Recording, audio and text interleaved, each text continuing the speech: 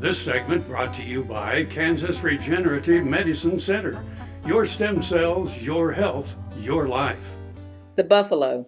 Once these beasts roamed the Great Plains from horizon to horizon. If the Plains tribes attempted to count them, there is no record. There were enough, more than enough, to supply food, lodging, utensils, sport.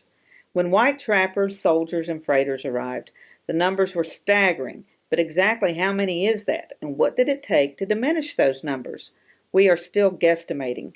Some have asserted that there were so many bison roaming the Great Plains, and their demise occurred over such a short time, that hunting could not have possibly wiped out that many animals. Historian Rod Beamer disagrees, and has the research to back up his findings.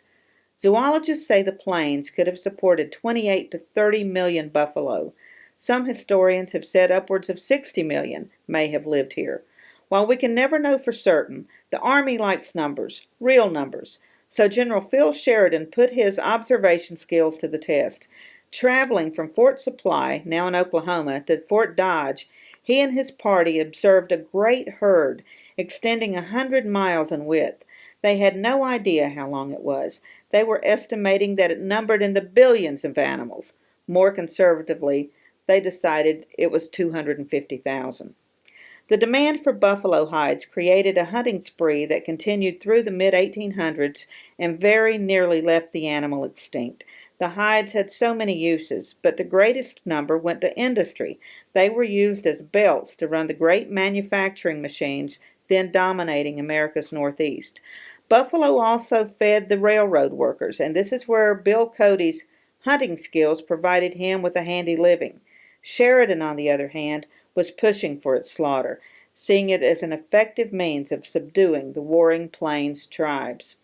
One observer remarked, "It is estimated that there are, south of the Arkansas and west of Wichita, from 1 to 2,000 men shooting buffalo for their hides alone. Among those men seeking their fortunes hunting buffalo were Old West legends Bat and Ed Masterson and Wyatt Earp." Rod said the Kansas Pacific line from Kansas City to Denver was completed in 1870. These rails cut right through the heart of the big Central Plains buffalo pasture. The Santa Fe reached the Kansas-Colorado line in 1873. This facilitated the movement of supplies and hides to and from the hunters working in the southern herd. Though Rod documents disease and other natural factors, it was, in fact, the hunting of the buffalo that resulted in their numbers tumbling from the millions to near extinction by 1900. Conservationists took up the cause, and the animals' numbers have increased steadily since that time, though they will never again approach the numbers that Plains tribes would have witnessed in the early 1800s.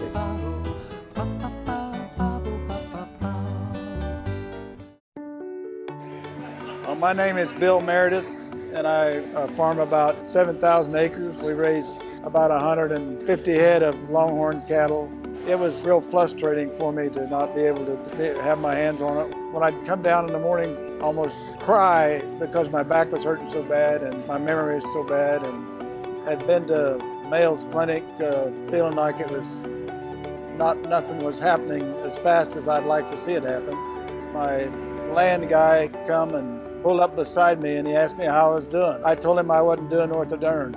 He was telling me about this treatment they were doing down there in Manhattan. Anyway, we come up here and got this treatment, put some in my shoulders because I couldn't bend my head like this. I finally started getting my memory back, and I'm able to do about everything I was doing before, maybe more. I went outside and raised my hand and praised the Lord,